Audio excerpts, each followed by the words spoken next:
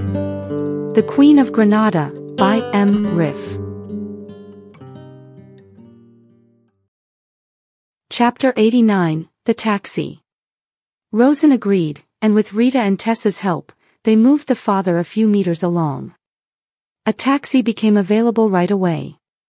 Even though Tessa was fluent in Spanish, she still spoke to the taxi driver in English to maintain the appearance of a tourist. She asked him to contact the taxi center through the car radio and request a larger car because her father needed to lie down. In just a few seconds, a taxi van pulled up.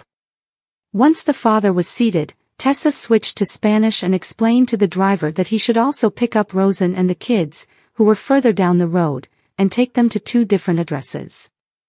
To compensate for the inconvenience, especially considering the high gasoline prices, she offered a higher price than usual. The taxi driver was satisfied with the arrangement. He turned off the meter and drove off. First, they headed to Tessa and her father's address, located in the city center. Rita and Tessa had to support the father from both sides, while Pal dragged the suitcase behind them. Climbing the stairs required a collective effort to get the father into the apartment and into bed. Pal and Rita then returned to the waiting taxi and continued the journey. In the city center, every street lamp was on, but the further they got from the center, the fewer lamps were on. Gradually, the dim lighting came only from a few open convenience stores and workshops along the road. Finally, they reached the destination. They had barely taken a few steps toward the house when Nuria tugged on Rita's pinky and asked, "Have you ever been an au pair before?" Nuria said, "Okay."